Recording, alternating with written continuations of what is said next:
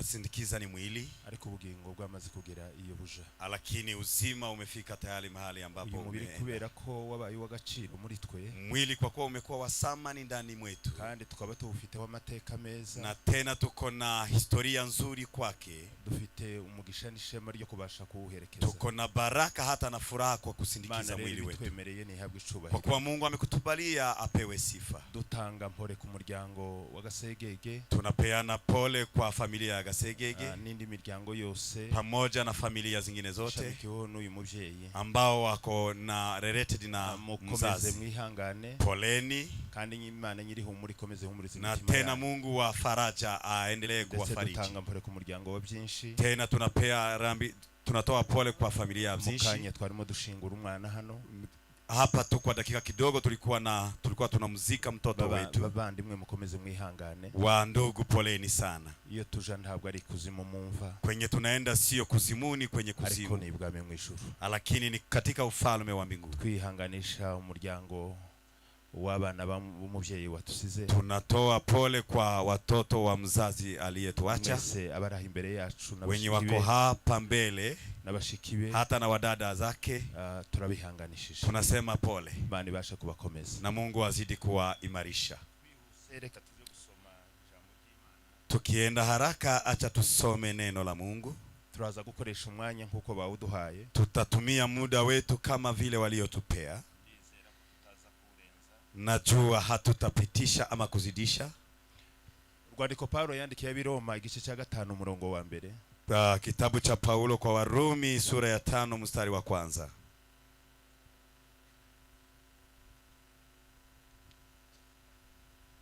Bibiliya iravuze gutya ngo, nuko rero ubwo twatsindishirijwe no kwizera, dufite amahoro ku Mana kubw'umwami wacu Yesu Kristo.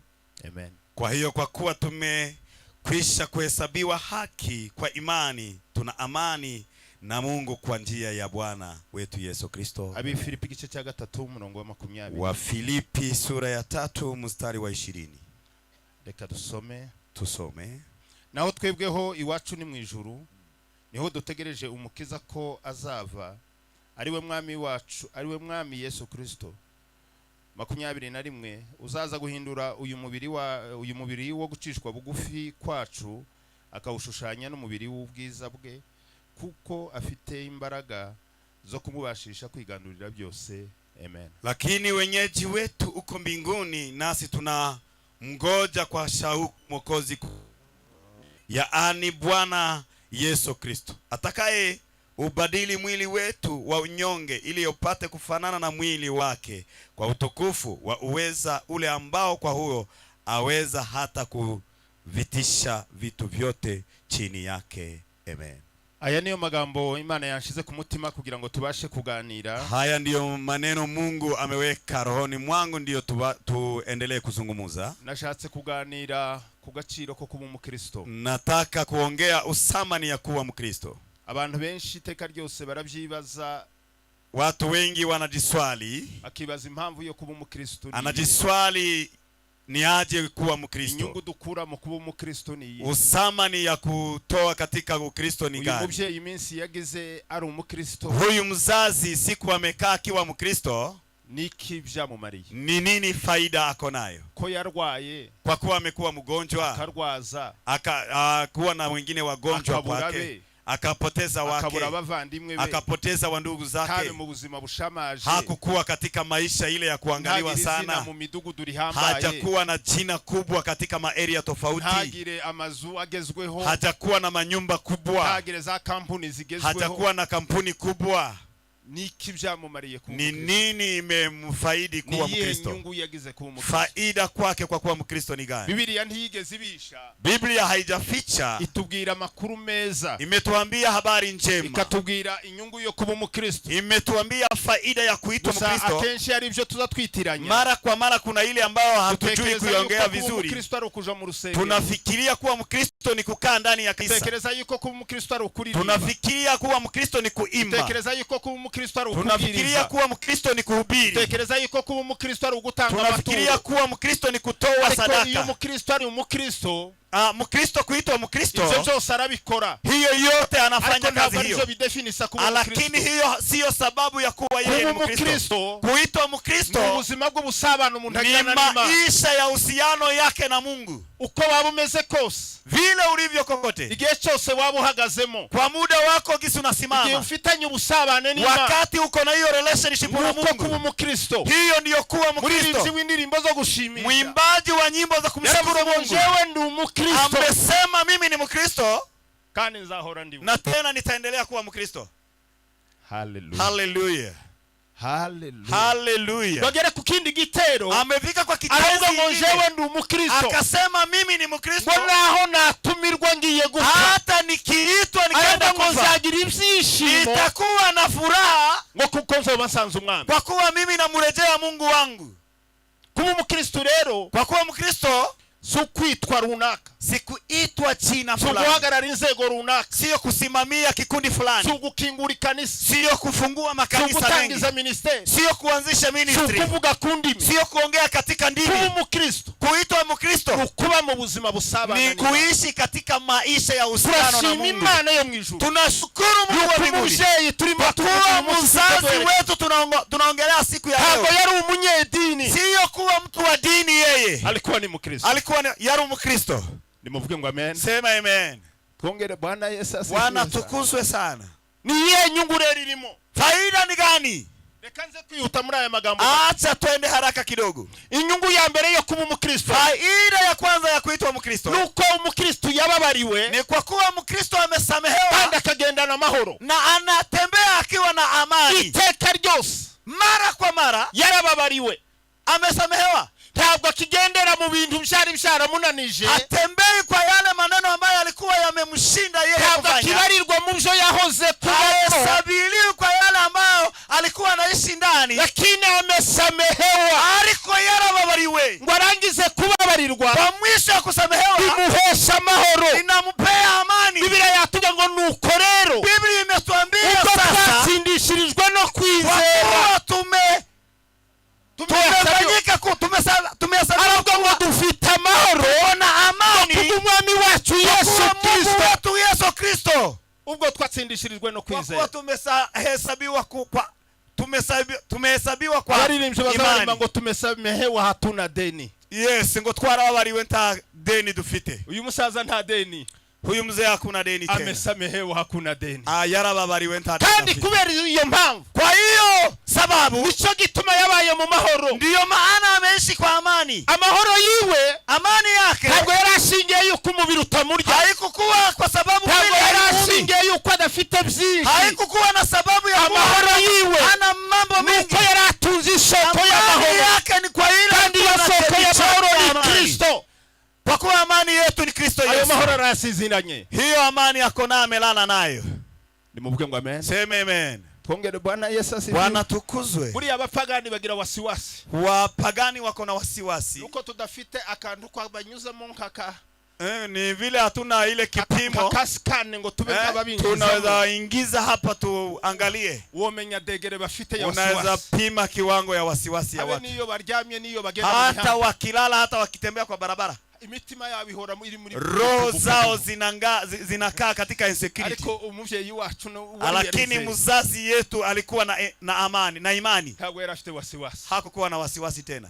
Nimuvuge ngo amen. Sema amen. Muri nimshi nabivuze ngo yaravuze ngo mumenye iyo tuja ni bwami. Mwimbaji, jueni mahali tunaenda ni mbinguni, sio katika kuzimu. kuzimu. Wakizwa urano materaniro. Kama wewe haujaokoka na uko hapa, faranga ntizokumara wasiwasi. pesa haziwezi zikakutoa hiyo wasiwasi yote. Izina wakwitwa ntiryakumara wasiwasi. Jina ambao unaweza itwa haiwezi ikakutoa hiyo wasiwasi. Kukumara ubwo bwo. Kitu moja inaweza kumaliza hiyo wasiwasi yote. Kituma washobora kugira amahoro. Kitu inaweza sababisha ukuwe na amani, no gutunga Kristo. ni kukuwa na Kristo. Biblia inavuga ngo, Biblia inasema ta mahoro y'umunyabya, hakuna amani ya mwenye dhambi. ni kuwiteka avuga. Hiyo ndio Mungu anasema. Nimuvuge ngo amen. Sema amen. Twongere Bwana Yesu asifiwe. Bwana tukuzwe. Abakristo nubwo bagenda muri ino si baremerewe. Wakristo hata wakitembea katika hii dunia wakiwa na shida, ariko babaye mu mahoro, lakini wanakaa kwa amani. mitima yabo iratuje, Roho zao zinatulia, mitima yabo iguwe, roho zao ziko na amani kabisa, nubwo imibiri yabo igenda hata mili isofike. Reka nihute. Icya kabiri, tutembee kwa haraka. nyungu ya kabiri, Faida ya pili nuko bahinduriwe identity. ni vile wamegeuzwa historia. Nuko bahinduriwe identity. Wamegeuzwa vile walikuwa wakiitwa. Paulo yandikira Abikorinto bakabiri, urwandiko rwa kabiri rwa Abikorinto. Paulo ameandikia Wakorinto wa pili Gice cya 5 umurongo wa 17. sura ya 5 mstari wa 17. Yaravuze ngo nuko rero iyo umuntu ari muri Kristo Yesu. Amesema kama mtu akiwa ndani ya Kristo Yesu ngo abaye cyari mwegisha. amekuwa kiumbe kipya. Ngo ibyakera bibe bishize. Ya kale yamepita. Ahubwo ngo dore byose biba bihinduka. Yote yamekuwa mapya. Iyo umuntu ari muri Kristo Yesu. Mtu akiwa ndani ya Kristo Yesu. N'abantu bahinduriwe identity. Ni wale ambao wamegeuziwa majina. Mzazi wetu ambaye ametuacha. Identity yarafite ntabwo ari y'abanyamurenge. Majina yake alikuwa anaitwa ama pale alikuwa anaangaliwa. Sio mahali kwa familia. Yarafite ntabwo ari y'abanyafrika. Haikukuwa ya Afrika. Yarafite ntabwo ari y'abatuye isi. Haikukuwa ya wenye wanaishi hapa duniani. Identity yake ilikuwa ya kuri inosi. Hata alikuwa anaishi duniani. Alikuwa akitembea hapa. Alikuwa anaongea Kinyamulenge. Ariko identity ye. Lakini identity yake ilikuwa ya mbinguni. Biblia yavuze ngo nukorera iyo umuntu ari muri Kristo Yesu. Sema kama mtu abahindutse kuba ndani ya Yesu. Amekuwa kiumbe kipya. Kera biba bishize. Ya kale yameisha. Identity ye umusaza ari yarahindutse. Identity yake ilikuwa imebadilishwa. Hata na habe n'imitekerereze ye. Kuchagua yake na mafikira zake. Habe n'imvugo ze. Na maongezi yake. Na kutembea kwake. Priorite ziwe zari zarahindutse. Mambo yake yote yalikuwa twagiye twumva ubuhamya. Tumeenda tukisikia abantu bose bamwegeraga nta kindi. Ushuhuda wake wengi walikuwa wakimfikiria hakuna kitu kingine alikuwa anawaambia. Ngo agafata Biblia akabungura. Alikuwa anawaongelesha, anachukua Biblia anaongea. Hatutaongea mambo mingi zaidi ya Biblia. Sababu ni gani? Nuko ari hiwabo. Ni kwa kuwa mbinguni ndio kwao. Yagazaganira makuru yiwabo. Alikuwa anaongea habari za kwao. Iwacu ni heza. Tabyago ntanurufu. Tagufusha na kubabara. Mwijuru iwacu n'amahoro. Haleluya nzajayo. Haleluya nzajayo. Iwacu mwijuru. Zishimana n'umukiza. Ibihe byose ubudasiba. Nimuvuge ngo amen. Sema amen. Twongere Bwana Yesu. Bwana tukuzwe. Identity we yari yarahindutse. Identity yake ilikuwa imebadilika. Identity yake ilikuwa imebadilishwa. Bavandimwe, ndugu, shobora kuba uri mu itorero identity itarahindutse. Inawezekana wewe uko kwa kanisa na identity yako haijabadilishwa. Wewe ni mwinjilisti. Shobora kuba uri umuyumbi. Wewe ni muombezi. Shobora kuba uri pastor. Wewe ni mchungaji. Shobora kuba uri umuhanuzi. Wewe ni nabii. Ariko identity yawe itarahindutse. Identity yako bado haijabadilika. Umunsi ngo azababwira ngo hiyo siku atawaambia ngo nimumve imbere. Tokeni mbele zangu. Yemwe mwabivume mwe. Nyinyi ambao mume ngo sinigeze sijawajua tena. Sinigeze kubamenya. Sijawajua tena. Identity yanyu sinyisi. Identity yenu sijui. Nimuvuge ngo amen. Sema amen. Twongere Bwana Yesu asifiwe. Bwana tukuzwe. Nyungu ya gatatu. Faida ya tatu ni presence y'Imana. Ni uwepo wa Mungu. Tumwa bwiza bwa Matayo 25. Injili njema kama ilivyoandikwa na Matayo 25 na mstari wa 20. Jambo ry'Imana riratubwira ngo neno la Mungu linasema dore ndi kumwe namwe. Angalia niko pamoja nanyi kuzageza kumpera ibi. Mpaka mwisho wa dunia. Kuva yizera Kristo. Tangu wakati amemwamini Kristo Yesu. Mbingu ameipokea ngo dore ndi kumwe nawe. Angalia niko pamoja nanyi kuzageza kumpera ibi. Mpaka mwisho wa dunia. Yabanye nawe.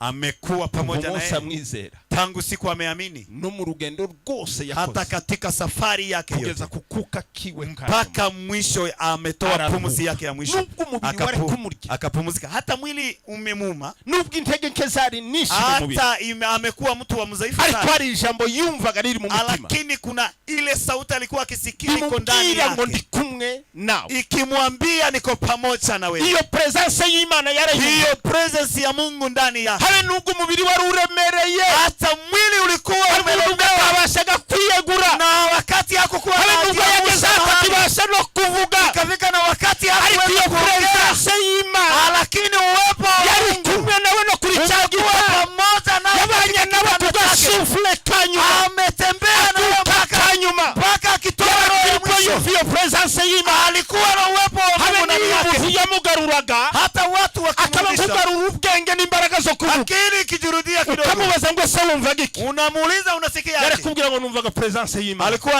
anasikia uwepo wa Mungu hapa. Nimuvuge ngo amen. Bwana tukuzwe. Twongere Bwana Yesu asifiwe sana. Bwana tukuzwe sana. Umukristo Kuitwa Mkristo tuza kuduhesha inatupea kubana n'Imana ibihe byose. Kukuwa pamoja na Mungu Muri milele. situation iyo ari yo yose. Katika wakati tofauti. Mumiraba, wakati wa shida, mumiyaga, wakati wa upepo mwingi, mumivu, wakati wa maji mengi, wakati wa zoruba, ikakubwira ngo turi kumwe. Inakwambia tuko pamoja. Niko muhanuzi Yesaya yavuze. Ndio nabii Yesaya amesema. Habe nubwo nguzanyura mu muriro guruma. Hata ukipita katika ziwa la moto. Uyu musaza yarawumvishe umuriro. Huyu mzee amesikia ziwa la moto. Habe nguzanyura mu nzuzi mu muriro. Hata ukipita katika maji mengi. Aravuga ngo ndi kumwe nawe. Niko pamoja na wewe. Ntacyo uzaba.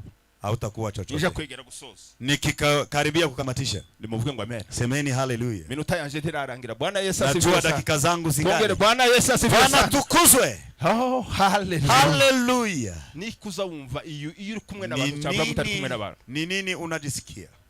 Uzumva presence y'Imana. Ni aje unasikia uwepo wa Mungu ndani mwako?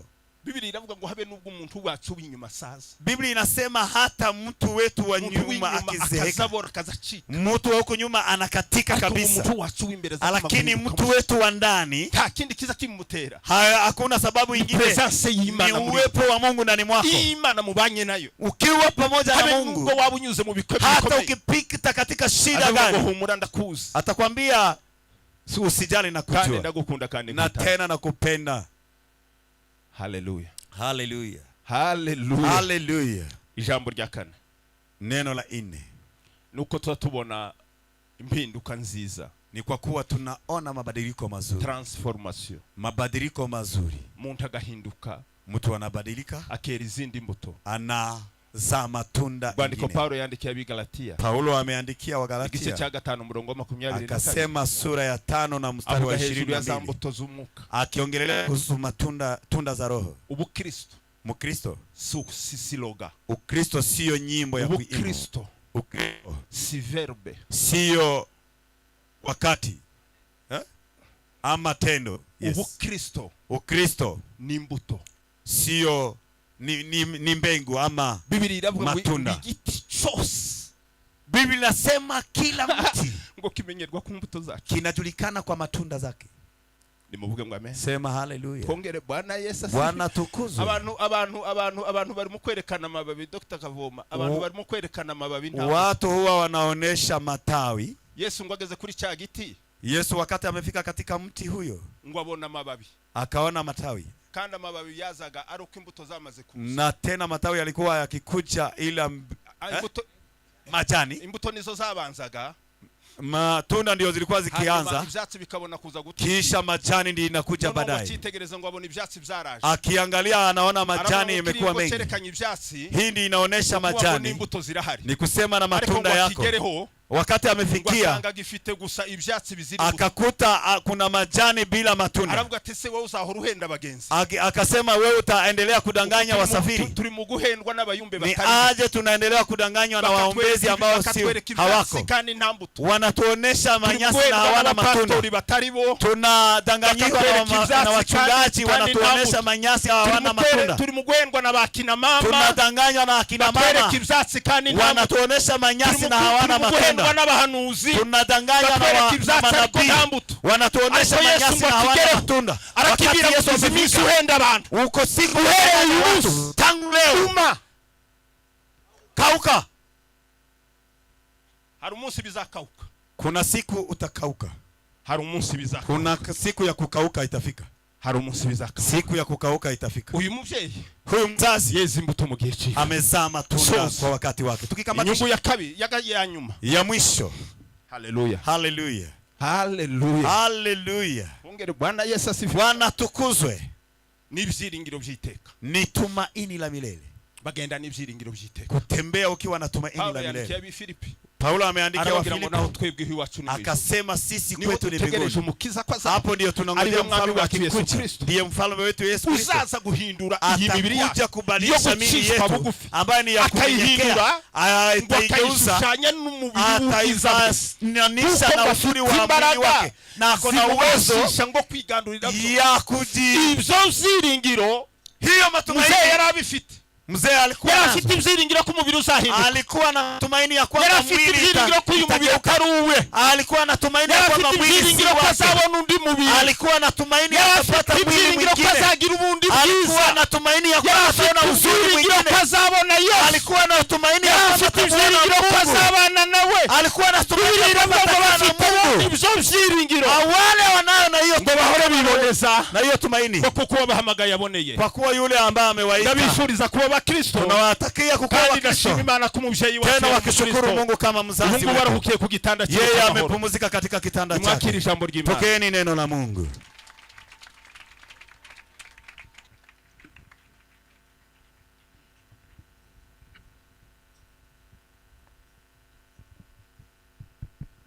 Haleluya. Amen. Dukomere Imana mashimeshi. Pigie makofi kwa neno la Mungu. Arakoze cyane umushumba. Asante sana mchungaji. Imana imuheze umugisha. Mungu wa mbinguni akubariki. Kubyiringiro byacu biri mu ijuru. Sababu matumaini yetu ni mbinguni. Iko Biblia itubwiye. Hivyo Biblia inatuambia. Baikaza bashitse nyuma nabo. Tunakaribisha wale ambao wamesiri nyuma. Pastor Muganga Muringa kiwa na Pastor n'abandi Muringa na wengine. Kubera umwanya, sababu ya kukomboa muda, tugiye gutanga ituro. Tunataka kutoa sadaka kugira ngo dufashe uyu muryango, tusaidie familia hii. Nanone ndasaba abaririmbyi badufasha, pia wale waimbaji ambao wanatusaidia. Tugiye kuririmba indirimbo ngufi, tutaimba wimbo fupi, tuje kubabwira ibindi bikurikiraho. Baadaye tutaambia yale yanafuata. Dusabe abadiakoni babidufashemo nkuko abantu ni benshi. Tuombe maashazi watusaidie, wachukue kofia wazunguke. Reka ntange namba bazigendanye. Pia acha tutoe namba ya M-Pesa, wale wako na pesa kwa simu waweze kutoa. 07 07 68 68 15 15 68 68 26 07 07 68 68 15 15 68 26. Subiremo irya nyuma. Turudie. 07 07 68 68 15 15 68 26. Amazina azani Nehemia. Jina ni Nehemia. Lero nimutambuke. Waimbaji wakuja tuimbe wimbo moja fupi. Reverend Ngenganyi watinze na Reverend Alex ni mutambuke. Kujeni saidie kwa kuimba.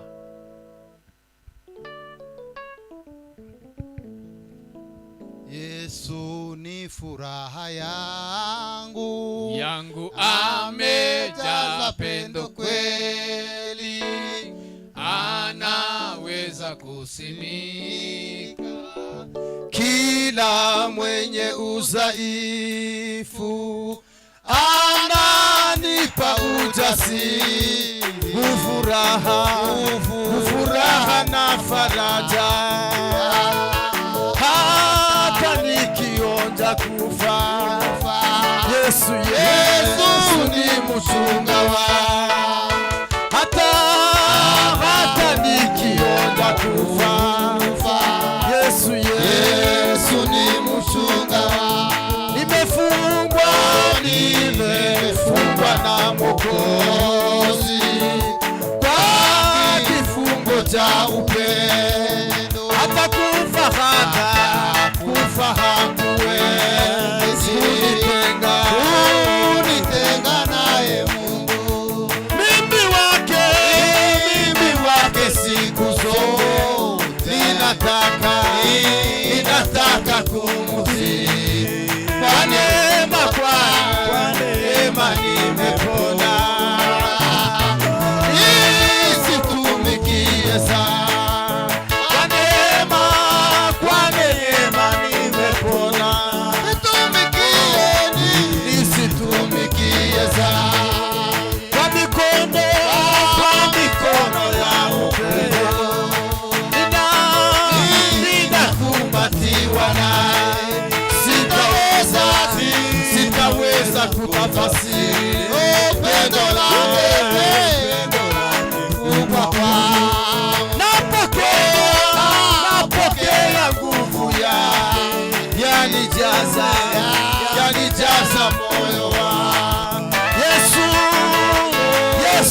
ananiongoza katika safari. Yesu ananiongoza, Yesu ananiongoza katika safari. Yesu ananiongoza, Yesu ananiongoza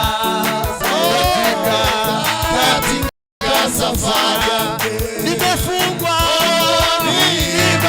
na Mwokozi kwa kifungo cha hata kufa hakuwezi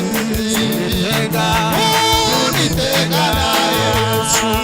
Mimi wake siku zote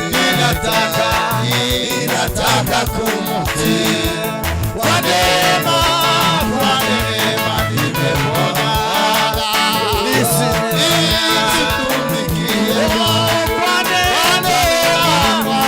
neema nimepona, nisitumikie kwa mikono ya upendo. Ninakumbatiwa naye, sitaweza kutafasiri pendo lake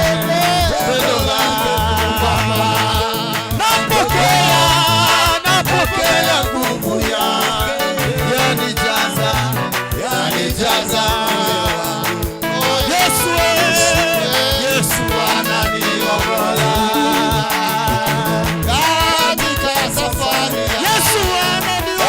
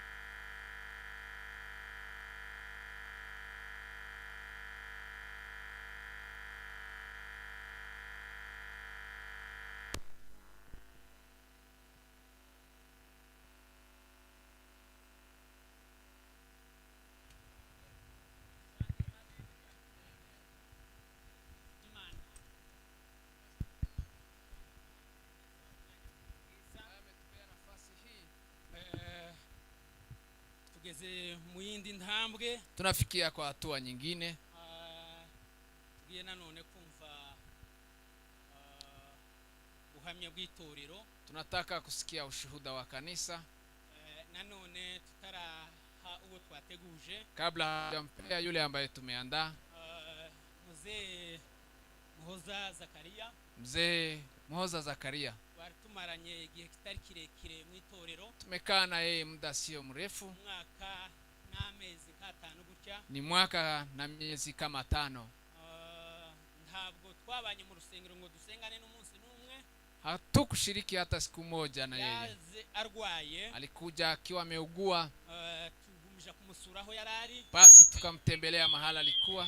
Kandi yaza gavuga, na alikuwa mtu wa kuongea vizuri, wakundaga guseka.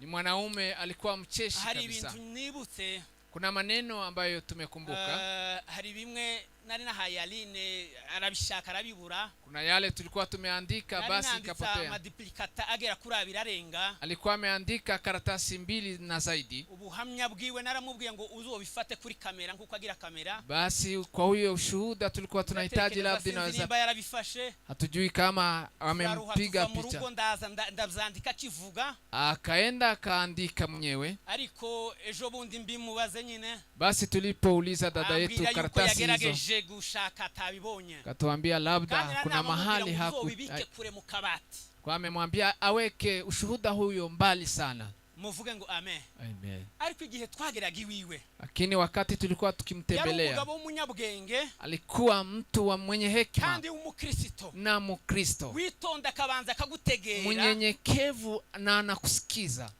yarangiza akabona kuvuga, kisha anakujibu. Yakundaga Bibiliya, alikuwa anapenda Biblia. Buri gihe cyose mwavuganaga amagambo abiri akarambura Biblia. Kila wakati mlikuwa mkiongea maneno mawili analeta Biblia. Alikuwa pia na nyimbo za wokovu. Ibyukuri yari umuntu umukristo. Kweli alikuwa mkristo. Yatubwiye ibintu Imana yamukoresheje, alitupea ushuhuda ya yale Mungu amemtendea. Turatangara, tukashangaa. Rero amaze kurwara cyane, amaze kuremba, alipougua akiwa mahututi, nanone tuvugana n'umuryango wa Aline, basi tukaongea na Nyarugabo na Aline, tuvuga yuko nanone baratubwira yuko tukwiriye kumwakira nkuko atakibashe kugera no ku rusengero. Basi wakatuambia tumpokee kama mkristo kanisani. Turagenda turamwakira, tukampokea, turaza tubibwira itorero ryose, tukatangaza kwa kanisa. Rero ibyo twazaga dukorera abandi bose bakristo, matendo ambayo tulikuwa tunatendea wakristo wote, pia na yeye vile vile. Dufata n'umunsi w'uruhimbi, hata tulikuwa tunapokea, tunampelekea meza, tunampelekea meza ya Bwana, tunampelekea hapo mahala alikuwa, akagubwa neza cyane, na alikuwa anafurahia sana. Rero turashimye, tunashukuru yuko nkitorero tumuherekeje neza, kama kanisa tumemsindikiza vizuri ivyishimo na furaha. Imana yabikoze ni habwa icubahiro. Mungu wa mbinguni ashukuriwe. Tunashukuru kanisa lote la Horebu kwa yale mmetenda yote, si lazima yatajwe. Mungu ndiye anajua yale mmesaidiana na familia, kwa tumesaidiana kujaribu haikuwezekana. Ndio maana Ayubu akisema ukiniita nitakuitika, ukitaka kuona matendo ya mikono yako. Tunashukuru uhere kuba diakoni, kianza kwa ushers, izo mwafatikanyije n'umuryango, yale ambayo mmesaidiana na familia, ibintu bigende neza, ili maneno haya ende sambamba. Turabashimiye cyane, tunashukuru. Hamwe n'ivyo pamoja na hayo, bila kukaa, nanone acha basi tuhereze Pastor Muhoza, tumupe Muhoza atugezeho ubuhamya bwa mzee, atoe ushuhuda mwingine wa mzee. Karibu.